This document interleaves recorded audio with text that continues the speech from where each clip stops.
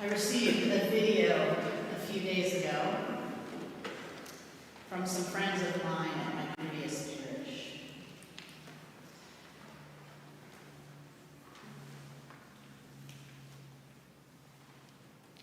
It was a video of my friend Carl. I probably met Carl in the first week or so of my tenure at St. Philip the Deacon. Most likely, I don't honestly remember, but Carl was probably in a sleeping bag or maybe just under a jacket, sleeping to the left of the front door at the porch of St. Philip's. Before I got to St. Philip's, a deacon that preceded me had set a rule. You may sleep on our porches from 9 to 9 p.m. to 9 a.m. It was one of the few places in the area where there was a little bit of shelter from the persistent rain that we all know in the Pacific Northwest. But the rule was you had to be off the porches at 9. You had to clear out your stuff. Part of that was because we really only had one entrance into St. Philip's. And part of that was because people's stuff tends to spread. We had a lot of elderly folks. They needed to be able to come in and out of the church, and frankly, we just didn't want people camping on our property. Over the years I was at St. Philip, a camp developed across the street next to the electric station. And Carl was an ever-persistent presence. And I would say for the first few years, Carl and I had a fairly tense relationship that went something like this. Pull up. I'd come to the door to open it and unlock it, and I'd say, Carl, it's time to get up. Usually in about that tone of voice. Carl, it's time to get up. It's 9. Please clean yourself up. Sometimes I'd have to come out 15 minutes later to remind him that I actually meant it.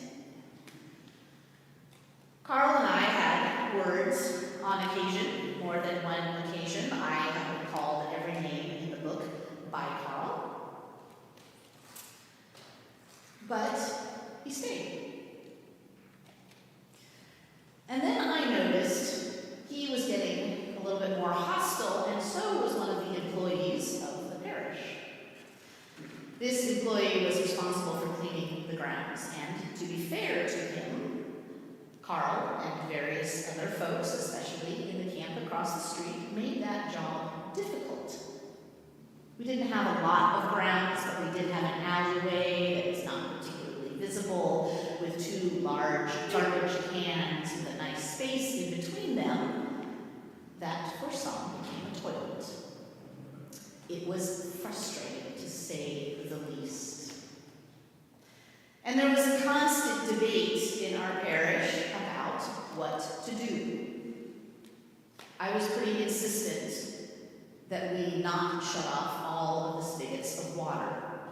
We did plug 3 of them or put them on a lock, and one of them we turned into one of those kind of irritating kindergarten sink faucets, where you have to hold it to keep the water running. That was because I wanted water to be available, but people had a tendency to leave it on. That cost a lot of money when people left the water spigot on. For a long time, we made sure a plug was available until I had managed to collect about 5 30-foot extension cords, because the rule was you could plug your things in, but you could not run an extension cord across the street to run your heater underneath the trees by the electrical plant. So many bad ideas in that one. And so, if I showed up at work and there was an extension cord, I got to keep it. St. Philip has like 5 or 6 really lovely long extension cords as a result of this. So this employee was basically, long story short, picking some fights with Carl. And after much discussion, this employee was no longer an employee in St. Philip. But what I realized was that his anger at Carl was really only about a step away from my anger at Carl. I was a little bit better at containing it, and to be fair, I also Carl had a little bit of a macho streak, and so when a guy told him to do something, he responded quite differently than when a woman did. But I realized that my short and somewhat angry comments to Carl, "Could you just get your stuff up?" the tone of voice with which I delivered it, was really only a step away from actually provoking him. And at the request, well, this employee had requested that I start calling the police on Carl. I don't call the police on homeless folks. I especially do not call the police on homeless black men. It's not a good idea. The police are not equipped to handle that kind of relationship. That's not what they're trained to do. So it made me think, well, what do I want to do? How do I handle this situation? And I realized that maybe I could start by just being a little bit nicer to Carl. So when I got to work in the mornings, I invited him in to use the bathroom. I said, "Would you like to use the bathroom? Come on in." I would put on a pot of coffee. "Carl, would you like a cup of coffee?" Eventually, that turned into us being open 2 days a week with parish members present, because I couldn't actually sustain it myself, nor could me and my parish admin. With parish members present, we'd make sure a cup of coffee was made in the morning. There was always hot water for the very, very popular ramen instant noodle cups. There was always some fruit and some granola bars. It was a kind of haphazard mix of whatever people wanted to bring in. People got to use the bathroom. They got to sit and read a book. On occasion, employees from the library next door would actually come in on their lunch break and pray in the sanctuary. Some weeks we would just have one person, Carl. Other weeks we'd have 12 people come through. Not a lot. We didn't have the capacity for a lot. But Carl became a friend. Not always a friend that was easy. Carl and I had some fights. One morning, Carl just didn't get up off the porch, and then when he did, he went to use the side alley. I watched him through my window, because my office window was right there, and I actually went out in midst of his relieving of himself. And I chewed him out. I chewed him out up one side and down the other. I was mad. I was seriously, Carl. You have a bathroom. I'm here. I unlocked the door. Just come inside. What are you doing? And I just yelled at him for 5 minutes, straight out yelled at him, in front of the entire neighborhood. Pretty sure some of the neighbors were really happy that I did so, because they wanted me to get rid of Carl as well. 2 hours later, I came and apologized to Carl. I said, "Yeah, you should not be doing that, and you know that, but I also shouldn't yell at you for 5 minutes." There were occasions when Carl's behavior was bad enough that I said, "You're gone for 2 weeks. Don't come back. Go sleep somewhere else. I don't care where it is. You may not be on our porch. You may not come inside. You cannot speak to people that way." But I also loved Carl. We would sit and talk. He would come and just sit in my office sometimes because it was quiet, chit-chat for a little bit, and then he would head out. Eventually, with the help of Rebecca, the parish admin, we got Carl's Social Security card. If you have not tried to get the Social Security card for somebody who has lost theirs, it is a horrible, onerous process. Our administrative systems do not make it easy. Carl qualified for disability, but to do that, he had to be on Oregon Health Plan. That was a rigmarole. Their online site isn't great, but certainly not great for somebody who doesn't have access to the internet, because when you sleep on the streets, you keep your phone for about 10 minutes, and then it's gone. Went through multiple, what they call Obama phones. phones made available by the federal government because you cannot survive in our world without a phone anymore. But Carl didn't know how to use a smartphone. He was not internet savvy. We got it connected with an organization that helps unhoused folks, and to be frank, his case manager was awful and just didn't follow through. It's possible that Carl wasn't the most pleasant. That happens when you don't trust people in the system because people have been cruel to you. I don't know how Carl got into housing. All I know is that this week I got a video of Carl sitting at a table making a peanut butter and jelly sandwich. My friends Joe and Janet had videoed Carl in his new apartment. They stuck with Carl. The parish stuck with Carl, despite a fair amount of conflict in the last few months since I have left. Because not everybody wanted Carl on the porch. And to be fair, Carl did not treat everybody very well. He's in a Pathways program. It's temporary housing for a year or two.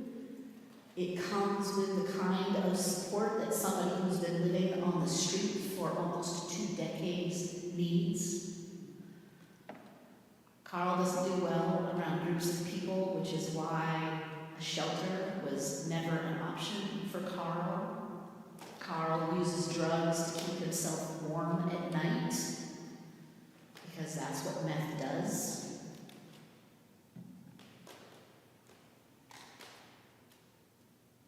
Hopefully, this will lead to permanent housing. To get into permanent housing in the United States takes years once you're on the list, which itself can take months or years.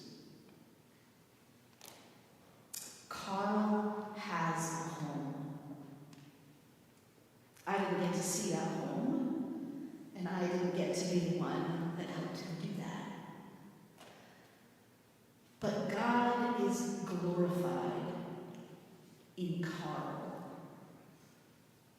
God is glorified in the home that Carl has. And God is glorified in the people who stuck with Carl.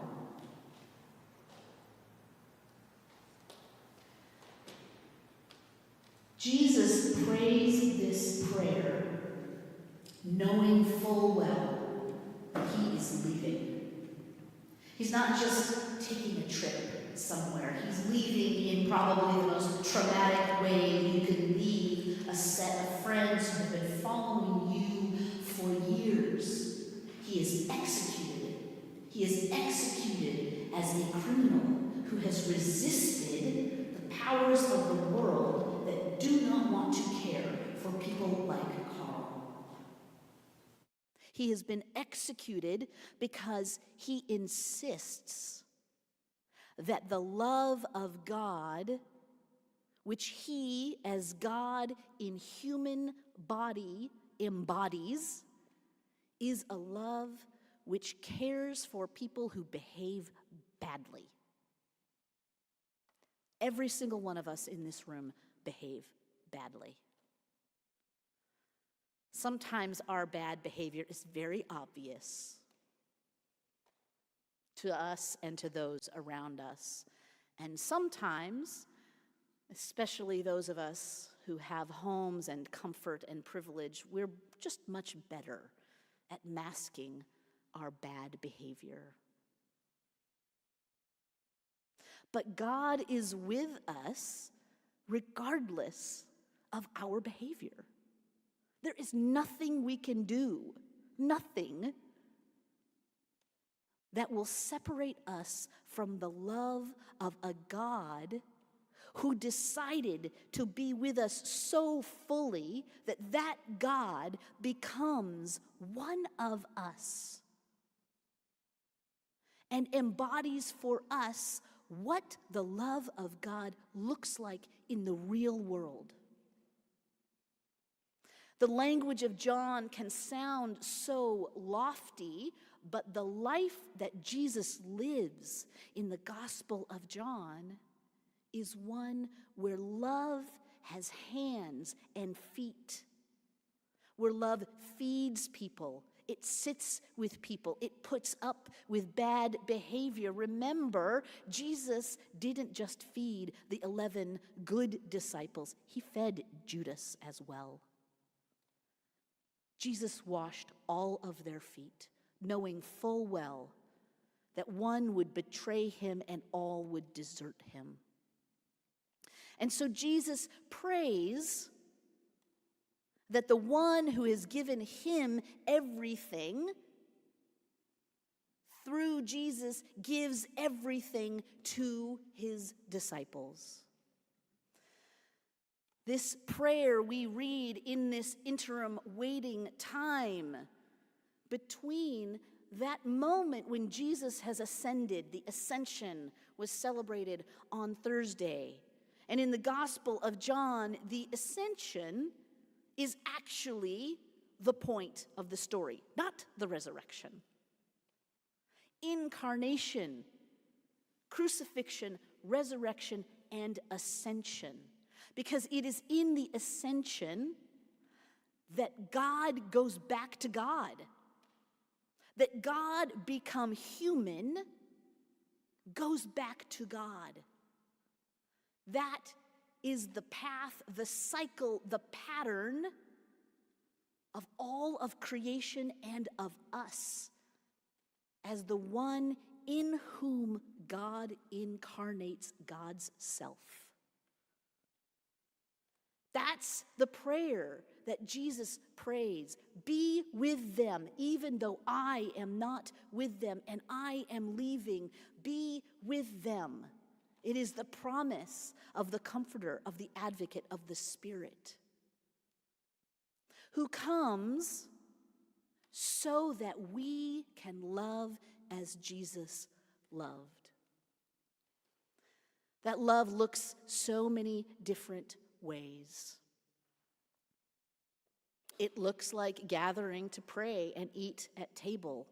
It looks like gathering to pray over Zoom when we couldn't gather together. It looks like making sure there's food out on the street. This morning, I watched somebody who's not a member of this parish. I did not recognize them at all. They've never come inside. I watched them pull up and put food in the food pantry. That's what love looks like. We love and we invite other people to love. And whether they darken the doors of this church or not is frankly not of concern to me. We have given people an opportunity to love, and you know what? People respond. We here have an opportunity to walk alongside someone who's coming out of a Washington prison. And if any of you have ever had any engagement with the carceral system of our country, you know that it is not actually geared towards helping people, either inside or outside. I was following a car that said Puyallup Corrections, and I thought, there's no correction involved in our system. There's punishment. There's making sure that people go away. We are called to come alongside the hungry, the sick, and the prisoner. And so we have an opportunity to walk alongside SUNY as a part of the One Parish, One Prisoner program, where we can provide some of the things that the state does not provide people who are getting out of jail. We can help find housing. We can help make sure that that apartment's furnished. It's really nice to have furniture. Affordable housing doesn't come with furniture, my friends. Maybe some support in terms of looking for a job, some grocery shopping, some transportation. You don't have any of those things when you come out of jail here. We have the opportunity to walk alongside people in so many different ways. And one of the things that I love about Christ Church is that despite being in a long period of waiting for stable clergy, of waiting for COVID to end, of waiting to have buildings that are usable, y'all have done so many interesting things. Because the promise of the Spirit and the promise of Jesus is that God is with all of us as we are loved and as we love. And that is what we are called to be and to do as a community, to be the body of God in the world around us. We may not get to see the end result of all of the things that we do. We are called to be faithful, not to be successful. I'm really glad that I had some friends who made sure to make a video of Carl, who told me that harassing him for a number of years is actually the thing that helped him. I'm glad, because I didn't always feel like I was helping him. I felt like I was being irritated. I don't know if I'll see Carl again. I don't know if Carl's going to stay in his apartment. What I know is that God is glorified as we seek to love those around us in whatever way we can. Amen.